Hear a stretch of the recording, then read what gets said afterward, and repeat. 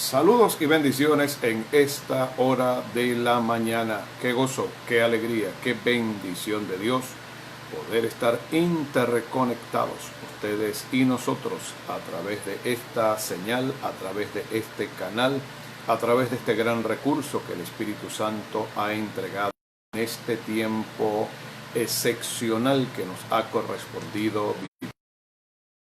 Bienvenidos, sean todos muy bendecidos en el nombre de nuestro Señor Jesucristo. Soy el pastor Elio Franco, transmitiendo en vivo y directo desde Venezuela a todas las naciones de la tierra.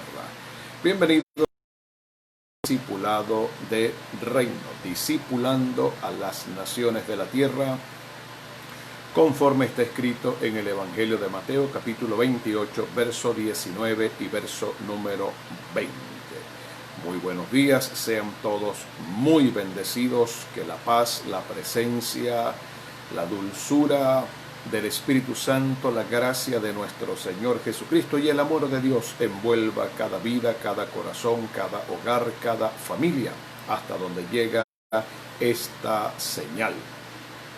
Estamos en esta semana maravillosa, semana de bendición, semana de propósito, y estamos agradecidos de nuestro Señor Jesucristo. Hoy continuamos con nuestra escuela de discipulado de reino y nos corresponde la lección número 5, el carácter de un líder en tiempos de crisis. Ya hemos cubierto 4 lecciones de este maravilloso y extraordinario tema. Si usted desea adquirir información, si usted desea recibir material de nuestra escuela, puede acceder, puede suscribirse gratuitamente a nuestro canal de YouTube.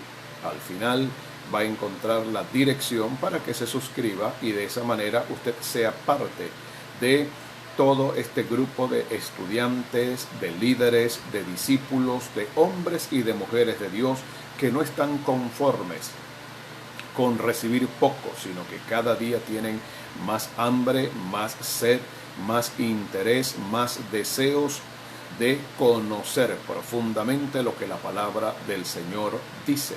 Recuerde que nuestra vida en esta tierra puede ser muy larga, puede ser muy corta.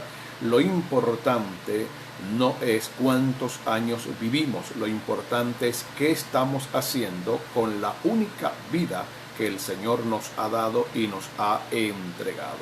Y la mejor manera de poder aprovechar nuestros días de vida es invirtiendo en nuestro conocimiento espiritual, invirtiendo en nuestro mejoramiento como personas, invirtiendo en la excelencia y en mejorar nuestra calidad de vida. Algunas empresas muy reconocidas en el mundo han tomado 2 principios, han tomado 2 fundamentos que las han convertido en empresas referentes a nivel mundial. El primer principio se llama mejoramiento continuo y el segundo se llama calidad total. Toda empresa que se somete al mejoramiento continuo, a mejorar el producto, mejorar lo que ofrece, mejorar su tecnología, mejorar su cadena de producción, mejorar todos los procesos y que apunta hacia la calidad total, son empresas exitosas, son empresas punta de lanza, son empresas que marcan una diferencia. Lo mismo deberíamos decir de cada persona, de cada individuo, de cada hombre, de cada mujer, cada hogar, cada familia, cada iglesia, cada ministerio, cada liderazgo. Hay personas que se han resignado y se han conformado con vivir al margen, vivir a la orilla, vivir en medio de limitaciones y lamentablemente dejan de percibir, dejan de recibir y dejan de obtener grandes resultados, dejan de maximizar y de explotar el potencial que Dios ha puesto en ellos, porque simplemente quien le pone un obstáculo, quien le pone un límite a tu vida, No son las circunstancias, no es Dios, no es el diablo, eres tú mismo. Así que bienvenido, gracias por estar con nosotros. Saludos a nuestra hermana Zoraida Lobo, full sintonía en esta hora. Bendigo la vida de mi amada esposa, full sintonía. Nuestra hermana Yoleida Briceño, full sintonía en esta hora. Bienvenidos a nuestra escuela de discipulado de reino. Hoy vamos a estar hablando, vamos a estar enseñando acerca de un punto muy importante en el desarrollo de esta escuela y de este tema. Ya estamos literalmente cerrando el tema que hemos comenzado a trabajar desde semanas anteriores. Saludos a nuestro hermano José Andrés Osorio Aragoza, full sintonía en esta hora de la mañana. ¿Cómo forma Dios el carácter de un líder?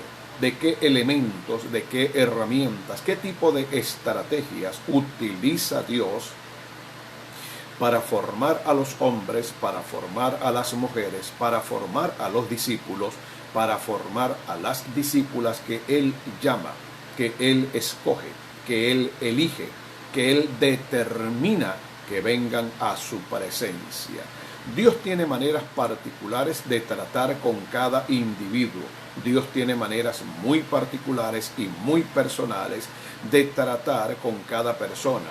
Cada ser humano es distinto a otros. Nunca va a encontrar esa especie o esa filosofía hueca, mentirosa, esa filosofía sin fundamento del alma gemela.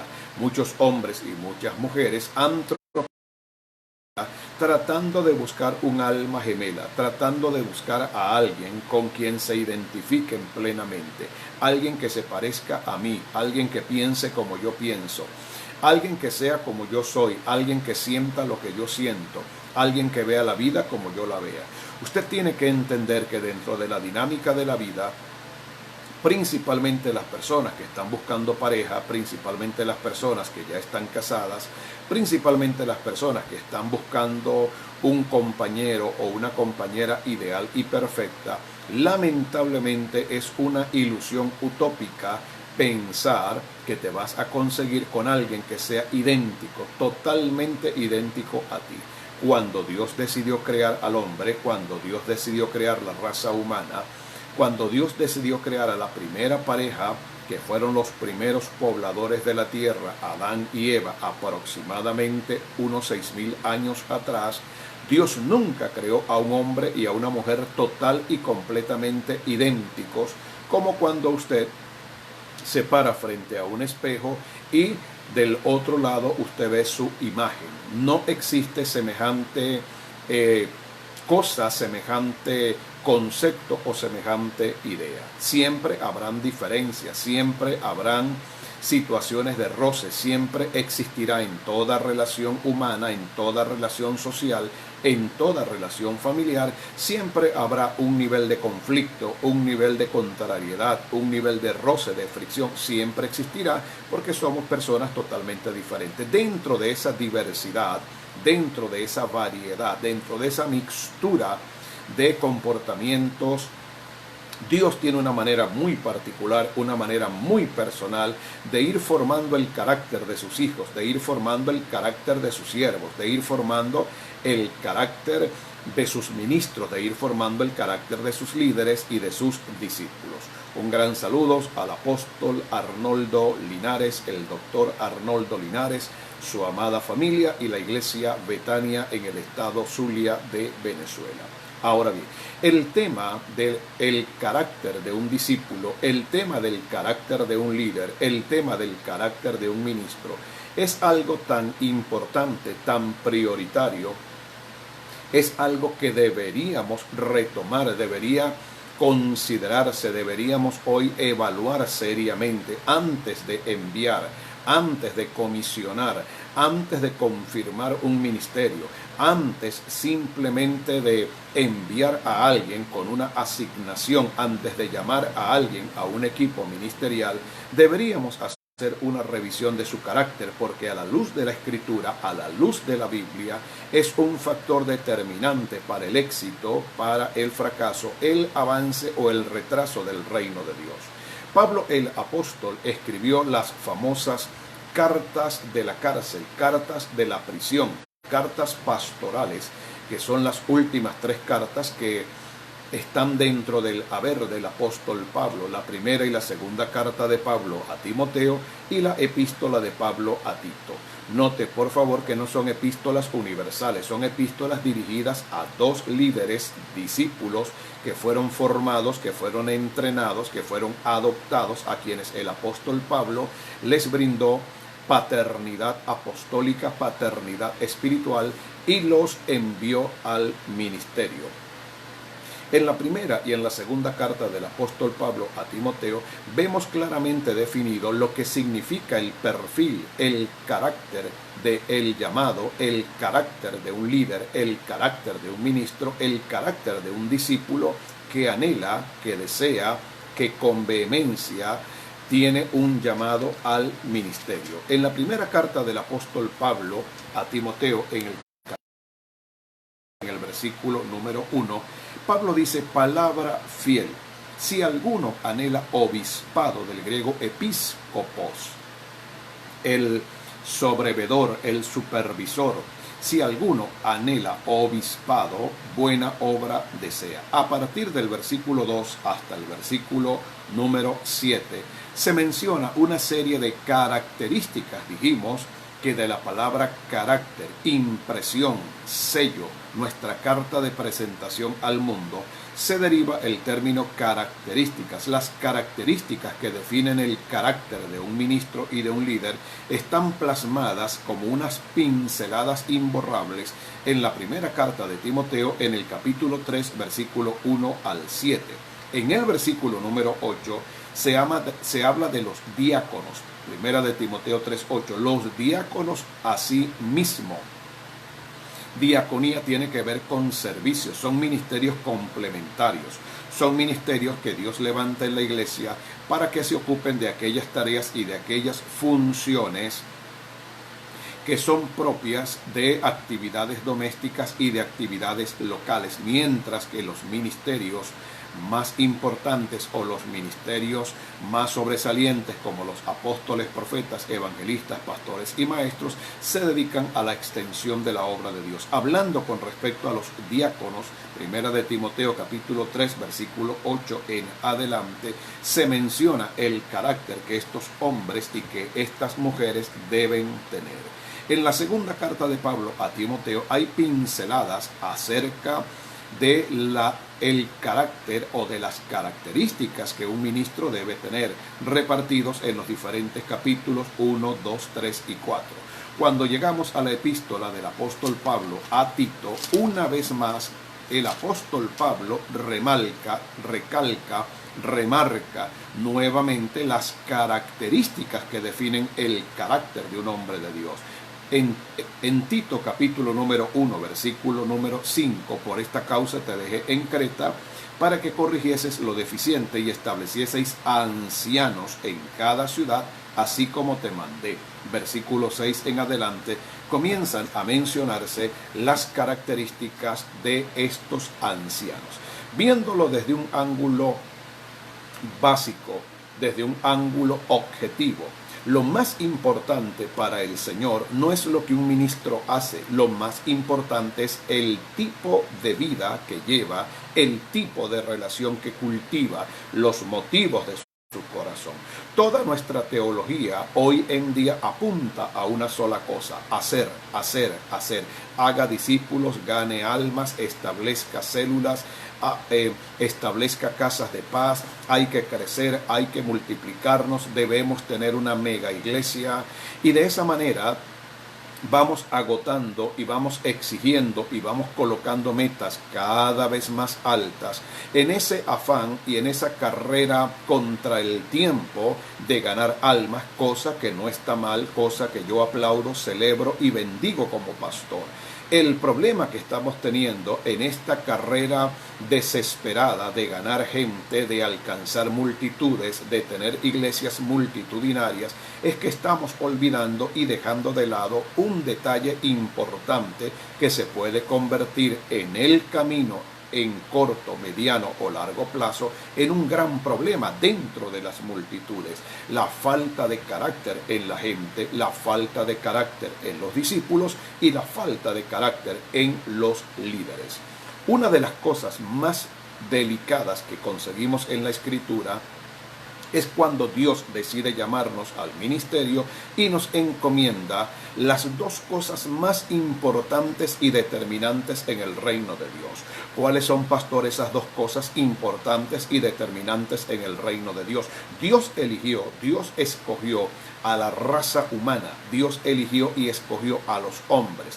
Dios eligió y escogió a seres humanos imperfectos, llenos de debilidades, limitaciones, con una cantidad de situaciones muy particulares como individuos, y nos encomendó dos cosas que Él ama, que Él cela y que Él cuida de una manera muy especial. Número uno, la predicación de la palabra, y número dos, el cuidado de su iglesia. Así que, dicho de alguna manera, y espero que usted entienda lo que voy a decir, Dios se tomó un gran riesgo en encomendarnos y colocarnos en las manos, uno, la predicación del Evangelio, cosa que los ángeles anhelaban, deseaban ejecutar, ejercitar, cosa que los ángeles deseaban llevar a cabo. Los ángeles anhelaban ser asignados como misioneros, como ministros, como administradores, como mayordomos, como embajadores de Dios. Con la predicación del Evangelio, a Dios le plació encomendarnos esa gracia, esa asignación y ese llamado.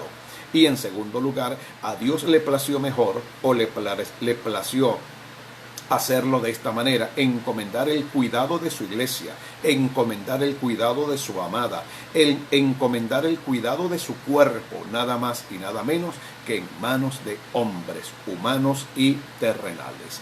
La historia nos ha dado testimonio de situaciones muy particulares que no valen la pena mencionar en este espacio.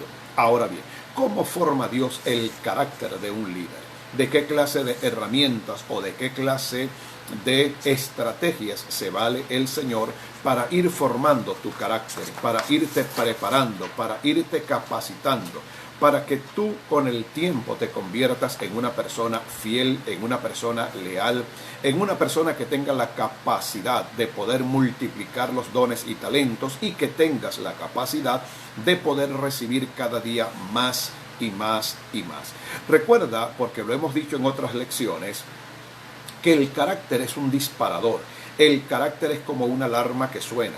El carácter es lo que mide. El carácter es una especie de termómetro espiritual que indica hasta dónde estás en capacidad de recibir algo que venga de parte del Señor. Esto es muy importante que usted lo entienda, y es muy importante que usted lo comprenda. Muchas personas se han estancado en la vida, se han estancado en el liderazgo, se han estancado en el ministerio, se han estancado en lo que Dios les llamó a hacer, no porque Dios no está con ellos, no porque no tengan un ministerio, no porque no tengan un llamado del Señor, sino porque hay cosas en su carácter, hay debilidades, fragilidades, hay malos hábitos, pecados ocultos, situaciones dentro de la naturaleza carnal almática con la cual están batallando, y eso les imposibilita, les limita, les estanca en el proceso del ascenso, de la promoción y de poder recibir o adquirir mayores responsabilidades, mayores niveles de unción, mayores niveles de crecimiento. Por eso me he encontrado a lo largo y ancho del ministerio que el Señor nos ha entregado, me he encontrado con muchos ministros que están frustrados, que están en un estado de desesperación, de ansiedad, en una especie de cansancio de agotamiento, invirtiendo muchas fuerzas, haciendo muchas cosas, pero no ven el resultado, no ven el fruto, no ven las consecuencias, no ven la cosecha del gran esfuerzo que están haciendo. Lo primero que debemos comenzar a revisar, lo primero que debemos comenzar a mirar es hacia nuestro propio interior. Primera de Timoteo 4:16, ten cuidado de ti mismo. Hechos 20:28, mirad por vosotros mismos. Por lo tanto, en vez de direccionar todas nuestras fuerzas hacia afuera, en vez de culpar a la gente, en vez de culpar al equipo, en vez de culpar a la iglesia, en vez de culpar a las personas, en vez de culpar al diablo o a los demonios, deberíamos comenzar a revisar un poco más hacia nuestro interior y comenzar a hacer una evaluación. El salmista David decía, examíname, oh Dios, conoce mis pensamientos, prueba mi corazón, ve si hay en mí camino de perversidad y guíame en el camino eterno. Ha llegado el tiempo de darle a nuestra teología un cambio, darle a nuestra teología un viraje. Hemos vivido con la teología del hacer. Es tiempo de retomar la teología del ser, que es lo más importante para el Señor. Quien tú eres va a determinar lo que tú vas a hacer. Lo que tú haces no determina quién tú eres. Todos enseñamos lo que sabemos, pero reproducimos lo que en el fondo somos. Por eso la gente, los discípulos y los equipos ministeriales terminan siendo parecidos a nosotros porque ellos beben directamente de lo que somos. El apóstol Pedro le dijo al paralítico en el templo de Jerusalén, en la puerta de la Hermosa, no tengo oro, no tengo plata, lo que tengo te doy en el nombre de Jesucristo, levántate y anda. Ahora bien, cuando revisamos los métodos, cuando revisamos la forma, cuando revisamos la manera como Dios trata, como Dios trabaja, como el Señor obra para formar el carácter de un líder, formar el carácter de un siervo, de una sierva, de un discípulo, notamos que Dios tiene formas particulares. Y una de las maneras más particulares que Dios tiene para formar carácter se llama el proceso del quebrantamiento. Nada de lo que ha sucedido en la vida, nada de lo que te ha acontecido, ningún elemento que ha venido a ti, presiones, aflicciones, quebrantamientos, lágrimas, incluso derrotas, pérdidas familiares, luto, tragedia. Todas estas cosas no vienen gratis, vienen con un propósito, vienen con un objetivo, vienen con un motivo, vienen con una pedagogía, formar en ti carácter, crear en ti dependencia, para que tú aprendas a depender más de Dios, a caminar en obediencia a su palabra. Todos los procesos de la vida, Dios los permite, aunque Él no es el autor intelectual, pero los permite con un propósito. Adiestrarte, entrenarte, madurarte, capacitarte. Por eso debes aprender que las cosas que suceden en la vida no vienen por casualidad, no vienen como un proceso aleatorio, no vienen de manera fortuita. Todo lo que nos ha sucedido, todo lo que hemos vivido, tanto bueno como malo, positivo como negativo, aún nuestros propios errores, nuestras propias caídas, a la larga tienen un objetivo y tienen una finalidad: enseñarte, formarte, entrenarte, capacitarte. Por eso la palabra del Señor dice que a los que aman a Dios, todas las cosas les ayudan a bien. Si usted y yo como líderes, como discípulos, si usted y yo como hombres y mujeres de Dios, aprendiéramos a ver la vida desde una perspectiva de enseñanza y como una escuela de entrenamiento, lejos de estarnos quejando, lejos de estarnos lamentando, lejos de estar deseando que Cristo nos venga a buscar o que el Señor adelante su partida, adelante nuestra partida de la tierra a su presencia para librarnos de este tormento y para librarnos de esta vida tan difícil, usted se va a dar cuenta que cada día que vive es una enseñanza, es una experiencia, es un punto a su favor y hay un valor agregado detrás de todas esas cosas. Usted quizás se pregunte a sí mismo, pero ¿qué puedo yo aprender de la aflicción? ¿Qué puedo yo aprender de esta pandemia? ¿Qué puedo yo aprender de la pérdida de un ser querido? ¿Qué puedo aprender del luto? ¿Qué puedo aprender de la necesidad? ¿Qué puedo aprender de las deudas? ¿Qué puedo aprender de los conflictos matrimoniales?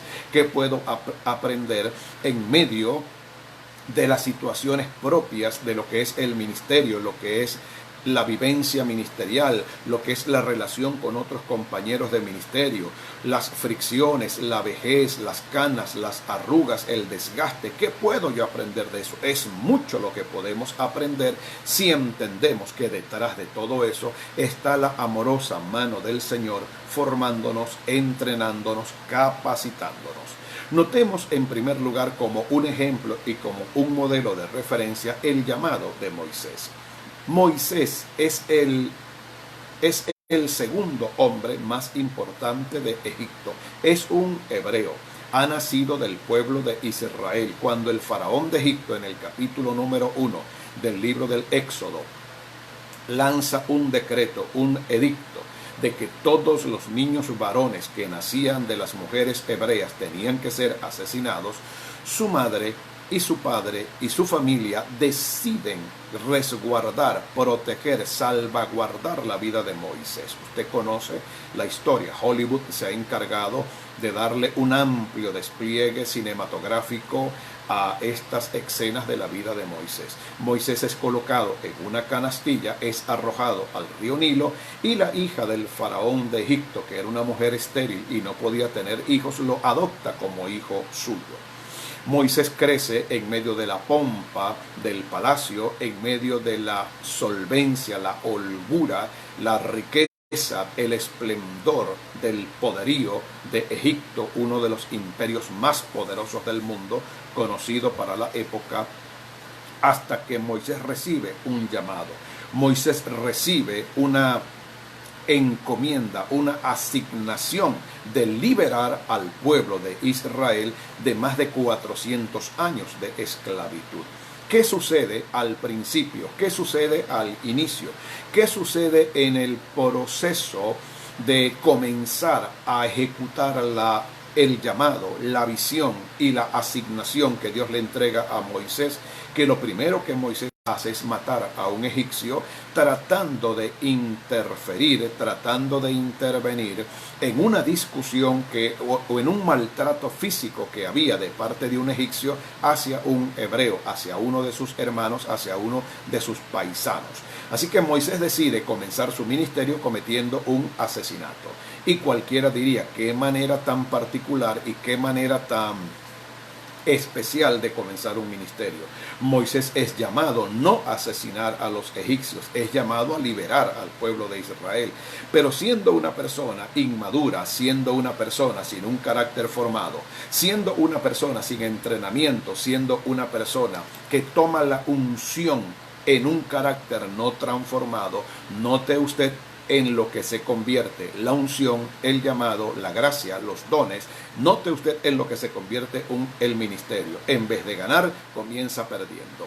Muchas personas cuando comenzamos el ministerio, muchas personas cuando nos iniciamos en la vida cristiana, muchas personas cuando decidimos seguir a Cristo, lo hacemos en medio de un gran entusiasmo, lo hacemos en medio de mucha adrenalina, lo hacemos en medio de mucho gozo, lo hacemos en medio de mucho contentamiento.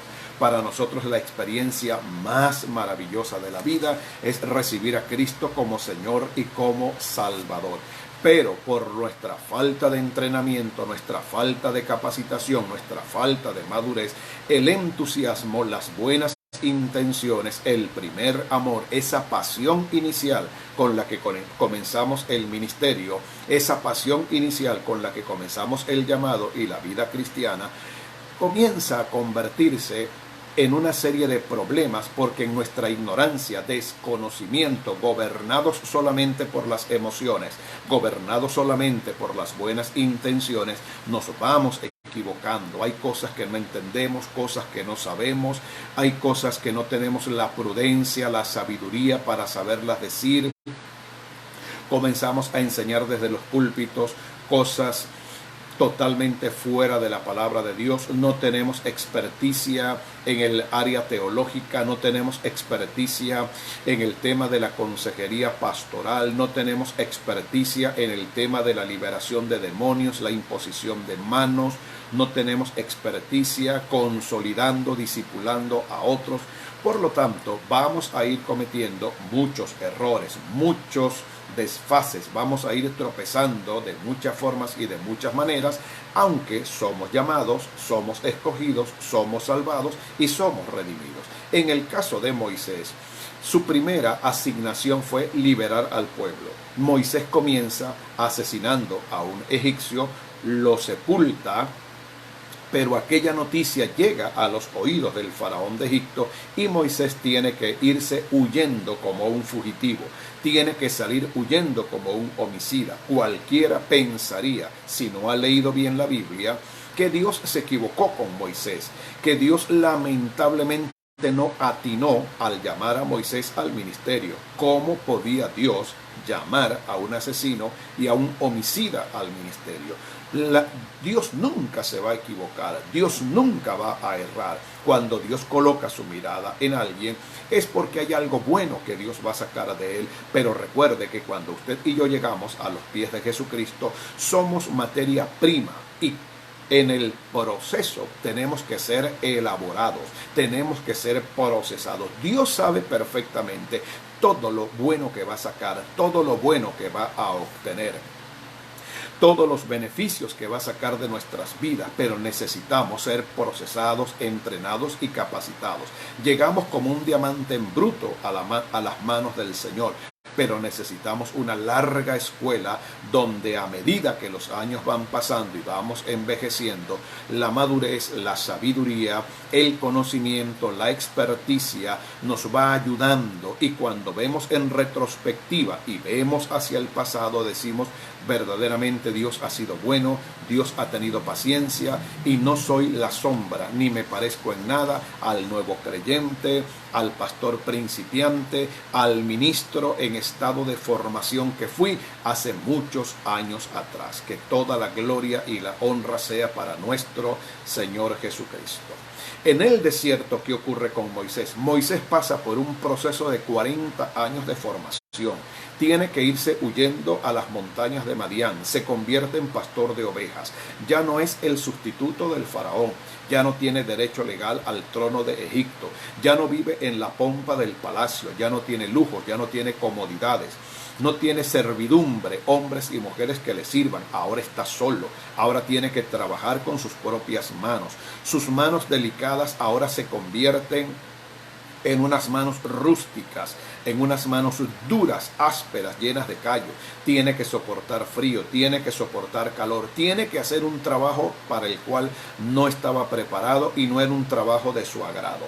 Todas estas cosas, cuando usted las examina en frío y se pregunta por qué Dios las permitió, porque Dios necesitaba que ese libertador, que ese hombre, que ese ministro, que ese siervo, que ese discípulo regresara 40 años después, retomara el llamado y retomara la misión que le había sido asignada y que le había sido entregada. Dios vuelve a llamar a Moisés. Dios se aparece de una manera sobrenatural 40 años después en el capítulo 3 del libro del Éxodo, en la famosa zarza ardiendo. Y Dios le ratifica, Dios le confirma, Dios le vuelve a repetir 40 años después: Moisés, he estado esperando por ti, Moisés, mi paciencia no se ha agotado y lo que yo designé para ti desde la eternidad ahora se va a cumplir. Moisés nuevamente es enviado delante del faraón y otra historia se comienza a contar. Cuando Moisés se presenta delante del faraón, no es el hombre impetuoso, no es el hombre juvenil, no es el hombre impulsivo, no es el hombre que se deja llevar de una manera arrebatada por sus emociones, por sus sentimientos y se quiere convertir en un justiciero y hacer justicia por sus propias manos. Es un hombre manso, es un hombre humilde, es un hombre sencillo, es un hombre formado, es un hombre trabajado, preparado, entrenado por el Señor. Así que podemos ver y podemos entender, analizando la vida de Moisés, que lo que sirvió para Moisés como marco, como modelo, como estrategia, como forma, como trato, Dios lo va a hacer con usted. Si usted hoy me está viendo a través de este video y se hace preguntas tales como: si soy cristiano, si soy una mujer cristiana, si sirvo a Dios y quiero agradar a Dios, ¿por qué Dios está permitiendo tantas situaciones en mi vida? Usted tiene que pasar por las montañas de Madián. Usted tiene que ir al desierto. Dios no es malo ni es perverso, ni está tratando de castigarlo o castigarla o de vengarse de usted.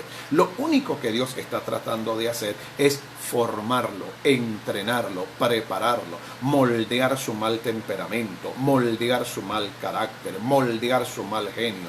Que usted aprenda a ser humilde, que aprenda a hacer silencio, que aprenda a callar cuando debe hacerlo, que aprenda a hablar con sabiduría, con prudencia, con paciencia, con calma, que aprenda a tener fe, a confiar en las promesas del Señor. Todo esto es parte de un proceso de entrenamiento, todo esto es parte de un proceso de sanidad, todo esto es parte de un proceso de capacitación espiritual. Líderes, discípulos han querido lamentablemente tomar el camino fácil, tomar el camino corto, tomar la tangente, desviarse por el sendero más cómodo. Quieren recibir todo de una sola vez. Quieren recibir inmediatamente unción, poder, presencia, prosperidad, riquezas, hogares transformados, multitudes de discípulos, tener un ministerio reconocido, ser solicitados, agendados, ser cotizados en los mejores eventos, en los congresos más grandes, ser llevados a la televisión, a la radio, escribir libros que se conviertan en bestseller. Lamentablemente, Dios no trabaja con la prisa, lamentablemente Dios no trabaja con la carrera. La Biblia dice que el que trata de enriquecerse rápidamente vendrá a pobreza rápidamente también. Hay cosas en la vida que Dios te va a dar, que Dios te va a entregar y que Dios va a poner en tus manos, pero eso va a llevar tiempo, eso va a llevar formación, eso no va a ocurrir de la noche a la mañana. Cuidado, si usted está en el ministerio, si usted está en el liderazgo, si usted está en la iglesia, en la obra de Dios, con la mentalidad del éxito instantáneo, de la fortuna instantánea, la prosperidad instantánea, la unción instantánea, los milagros instantáneos, no significa que Dios no va a derramar o que Dios no va a impartir su gracia y su bendición sobre usted.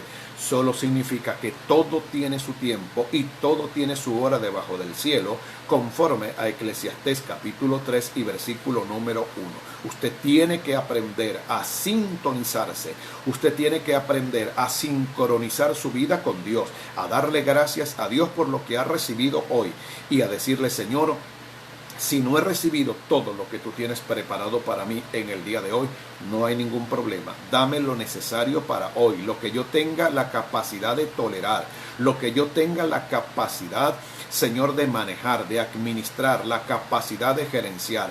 Y dame, Señor, con el paso del tiempo, en la medida en que yo esté preparado y nada de lo que tú me des se vaya a perder, dame la capacidad para seguir recibiendo cosas cada día más grandes y cosas cada día más poderosas. La Biblia dice en Jeremías 33:3, clama a mí y yo te responderé y te enseñaré cosas grandes y ocultas que tú no conoces. Las cosas grandes y ocultas no vienen por sí solas, no vienen de manera inmediata, no vienen de ipso facto, no vienen como cuando usted se sienta frente a un teléfono inteligente, aprieta una tecla, enter, inmediatamente aparece la información. Las cosas de Dios vienen con calma, vienen con paciencia, y lo primero que Dios va a hacer antes de derramar algo sobre usted es prepararlo y entrenarlo. No se queje por el entrenamiento, no se queje por el proceso que está viviendo. Levante su mirada al cielo, respire profundo, dé gracias a Dios y dígale: Señor, estoy vivo, estoy viva. Eso es lo más importante. Enséñame, Señor, edúcame, instrúyeme. Quiero desaprender para volver a aprender. Sea bendito el nombre del Señor Jesucristo para siempre.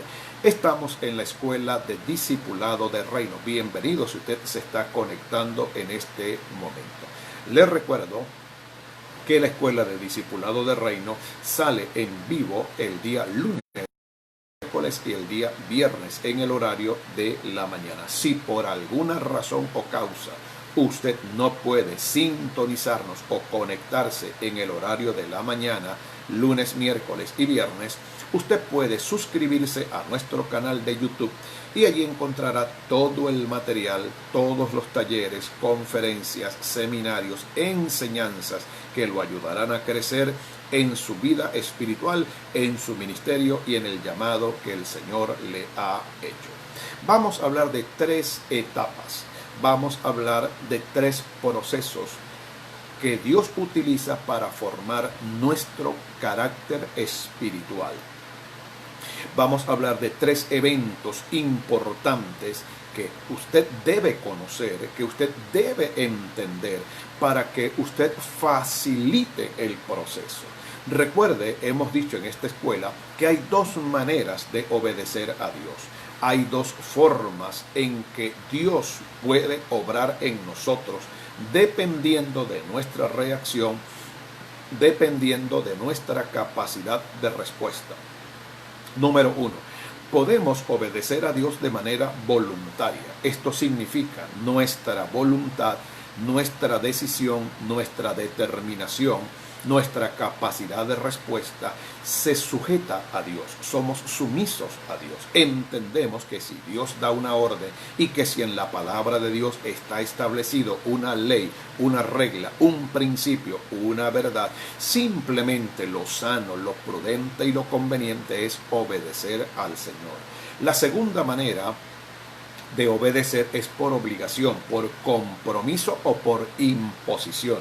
Esto significa no tenemos la capacidad o no tenemos la disposición, la decisión voluntariamente de colaborar y Dios a ejercer presión, Dios comienza a poner mucha presión en nuestras vidas para de esa manera llevarnos de una forma o de otra a la obediencia a su palabra. La imposición, la obediencia por obligación, la obediencia por compromiso siempre será un proceso más doloroso.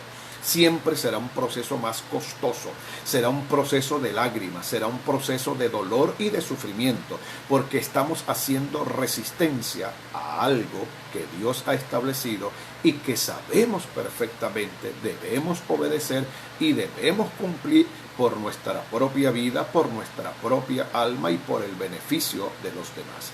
Ahora bien, cuando hablamos de 3 etapas en el desarrollo del carácter, número 1, la primera etapa la vamos a llamar la adolescencia espiritual. ¿En qué consiste la adolescencia espiritual? La adolescencia espiritual es un equivalente, es una analogía, es un puente de enlace para tratar de ilustrar, graficar y explicarle que lo mismo que sucede con un adolescente en lo natural, en esa etapa de la vida, sucede con los creyentes.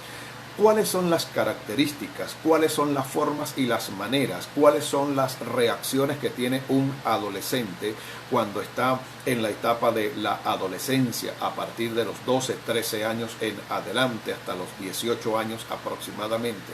El adolescente es rebelde. El adolescente es intemperante, el adolescente no se sujeta, el adolescente razona, el adolescente pregunta por qué, el adolescente frente a una orden emite una contraorden, el adolescente cuando debe callar habla, cuando debe hacer silencio habla, cuando debe hablar hace silencio. Los adolescentes son las personas que pasan por la etapa de la vida donde reaccionan contra todo, se vuelven simplemente gente reactiva, se vuelven personas desobedientes. Quizás la etapa más difícil en la crianza de un hijo es cuando nuestros hijos entran en la adolescencia. Es una etapa donde realmente como padres sentimos que no tenemos control, sentimos que no tenemos ningún tipo de dominio ni de gobierno sobre nuestros hijos, nos sentimos asombrados, nos sentimos desconcertados. No conocemos a ese hijo que está delante de nosotros, que hace un tiempo atrás, hace unos años atrás, iba a la escuela, se levantaba a la hora que le indicábamos, se colocaba su uniforme, se sentaba a comer, se sentaba a hacer sus tareas o quehaceres escolares, se iba a la cama a dormir en el momento que se lo indicábamos. Ahora ese mismo hijo que dejó de ser un niño, dejó de estar sujeto, dejó de estar en obediencia, ahora literalmente nos está retando, nos está desafiando, está poniendo en tela de juicio nuestra autoridad como padres. Cuando usted toma ese cuadro, toma esa figura, toma esa referencia, toma esa analogía y la lleva al mundo espiritual, no se asombre ni se asuste. Hay personas dentro de la iglesia con muchos años que viven en la etapa de la adolescencia espiritual. Personas que ya han cruzado quizás la etapa de la vida madura, pero en lo espiritual, en el conocimiento, en su capacidad de respuesta, en su vida de fe, son adolescentes espirituales. Los adolescentes espirituales son personas que viven en una etapa en el Evangelio donde quieren hacer las cosas a su forma, quieren hacer las cosas a su manera.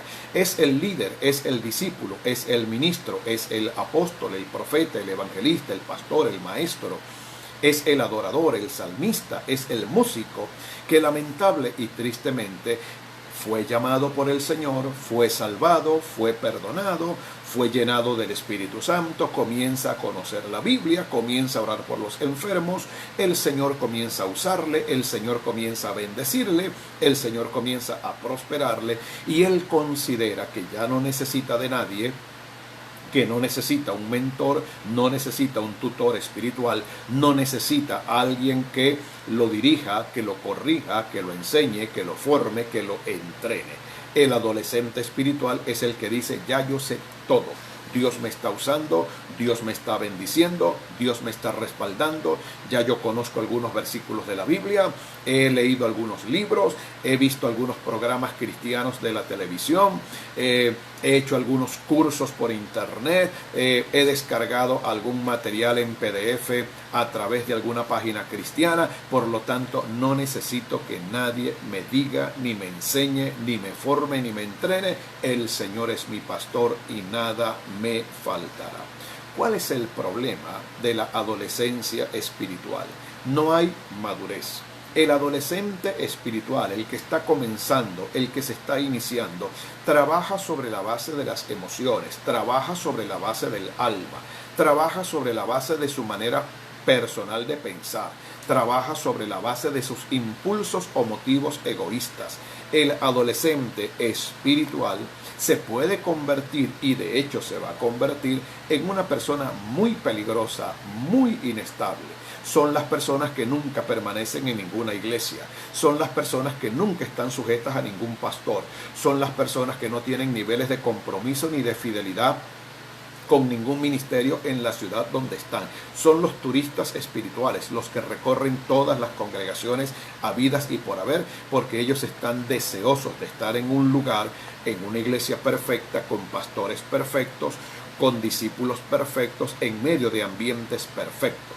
Y eso es un tremendo error. Debemos tener cuidado en la etapa de la adolescencia espiritual.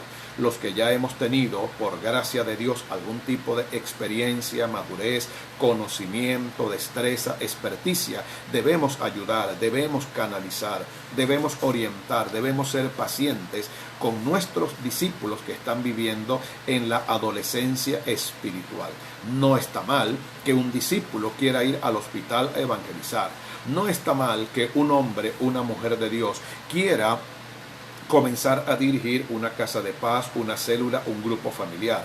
No está mal que los músicos se reúnan de manera particular o de manera personal para tener tiempos de entrenamiento, afinar canciones. El problema surge cuando la gente comienza a hacer cosas sin reportar, sin informar, a espaldas de los pastores, a espaldas de los ancianos, a espaldas de los líderes. Cuando el creyente, cuando el discípulo tiene su propia agenda, cuando el creyente, el líder, el ministro, tiene sus propios intereses, cuando lamentablemente para la persona lo más importante no es el reino de Cristo, el cuerpo de Cristo y el beneficio de los demás, sino sus propios intereses personales. Cuando usted le comience a dar instrucciones, cuando usted le comience a dar órdenes, cuando usted le comience a dar recomendaciones a una persona que no las quiere obedecer, que no quiere hacer caso, que no quiere prestar atención, recuerde, usted está delante de un discípulo, delante de una discípula, viviendo la etapa de la adolescencia espiritual.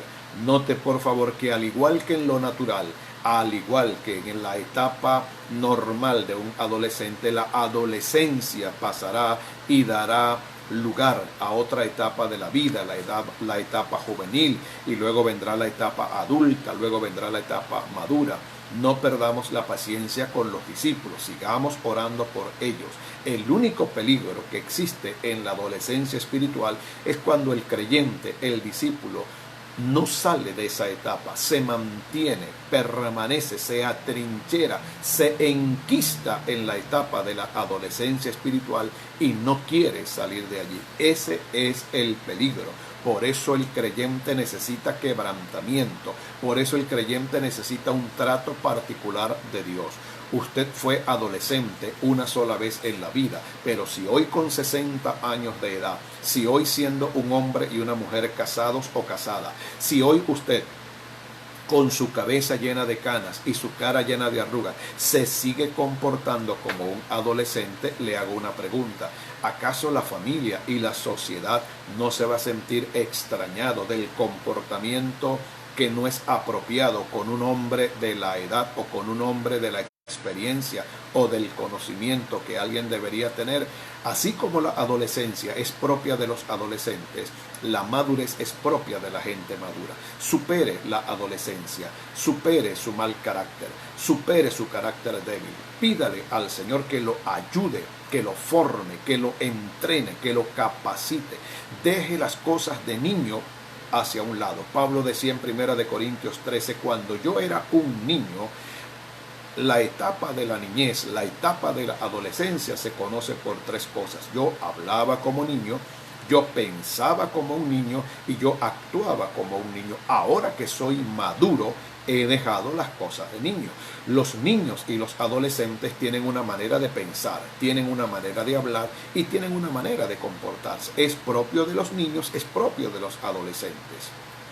Pero en el Evangelio usted tiene que entender y comprender, aunque seamos adolescentes espirituales y aunque estemos comenzando, iniciando nuestro caminar de fe y nuestro andar con Dios, y aunque tengamos esas tres características: pensar como niños, hablar como niños, comportarnos como niños, tenemos que llegar a un punto de quiebre donde las cosas de niños, las cosas de adolescentes espirituales tienen que quedar atrás.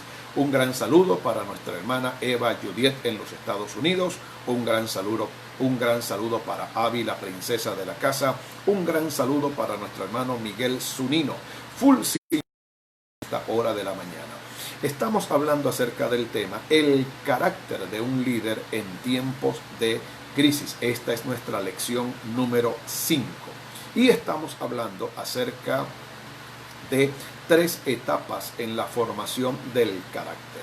Estamos hablando en primer lugar de la necesidad que tenemos de ser formados en el carácter de Dios desde el comienzo.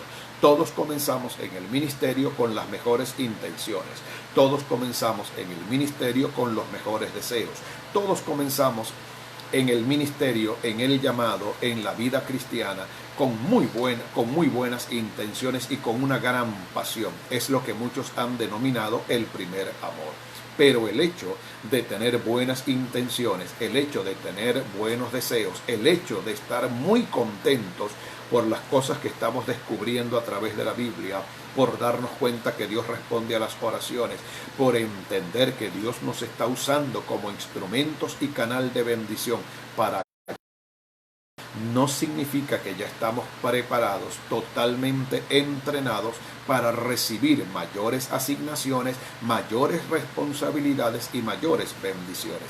Es en la etapa de la adolescencia espiritual cuando más cuidado debemos tener y cuando necesitamos la ayuda de nuestros pastores, de nuestros tutores y mentores espirituales. En segundo lugar, la segunda etapa en la que Dios nos va a introducir para formar nuestro carácter se llama el periodo de la preparación.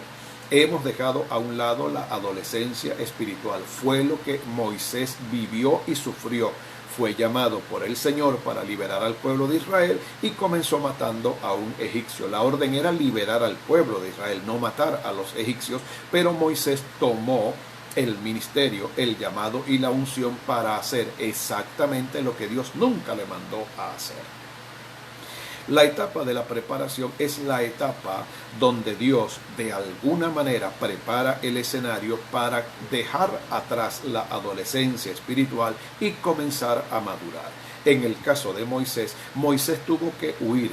Moisés tuvo que dejar a su familia, Moisés tuvo que dejar el palacio, Moisés tuvo que dejar la comodidad, Moisés tuvo que dejar los beneficios y las prerrogativas propias de ser un príncipe y de ser el heredero al trono del faraón. Tuvo que huir, vivir en el desierto, comer lo que le daban, hacer lo que no quería hacer, trabajar en aquellas cosas para las que nunca se había entrenado o se había preparado. Esos 40 años, esa etapa de preparación, esa etapa de formación, esa etapa de quebrantamiento en el desierto, comenzó a generar en Moisés un cambio de actitud. Hay momentos en la vida en que Dios va a tener que utilizar formas, recursos, maneras, presiones, ataques, oposición de parte de otras personas, conflictos en el hogar, conflictos con los hijos, conflictos familiares, conflictos económicos, estar rodeado de gente desconocida en tierras extrañas, en países extraños, en ciudades extrañas, para que usted entienda y comprenda. La adolescencia espiritual tiene que morir, la carnalidad tiene que morir, nuestra carne con sus pasiones y deseos tiene que morir, nuestra agenda personal, el deseo de que otros hagan nuestra voluntad, que otros se sujeten y que nosotros impongamos nuestros criterios, nuestro parecer, nuestros puntos de vista. Todas esas cosas tienen que ir muriendo con el paso del tiempo. Ser personas emocionalistas, vivir llenos de buenas intenciones, no es una clave segura para el éxito en la vida cristiana y de la vida de fe. El desierto, Madián, es el tiempo donde Dios te forma, te entrena, te capacita. Son las circunstancias de la vida que muchas veces no entiendes, no comprendes. ¿Por qué me sucedió esto? ¿Por qué me ocurrió aquello? ¿Por qué perdí a un ser querido? ¿Por qué estoy vestido de luto?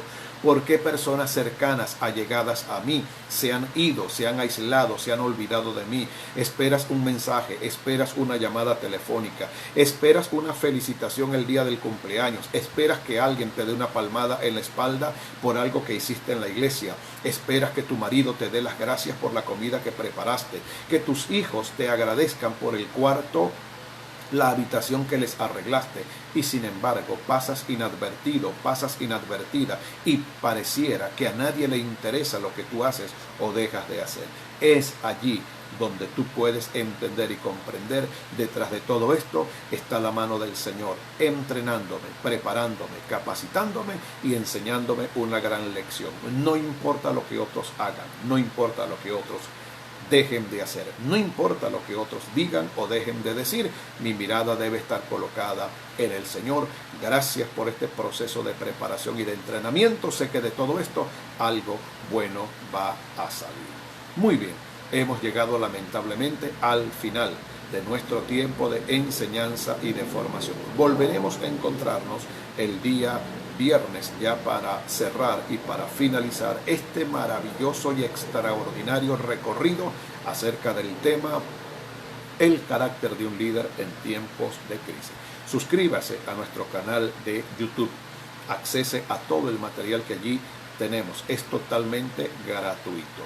Le bendigo en el nombre de Jesús. Deseo, es mi oración, que la palabra lo ayude a vivir una vida mejor y que usted pueda realmente desarrollar, alcanzar, culminar en su vida con el propósito que Dios le ha entregado y que pueda descubrir a qué lo ha llamado el Señor. Que tenga un día lleno de grandes bendiciones, de mucha paz, de gran prosperidad en cualquier parte de las naciones de la tierra donde se encuentre. Hasta el día viernes, Shalom es paz.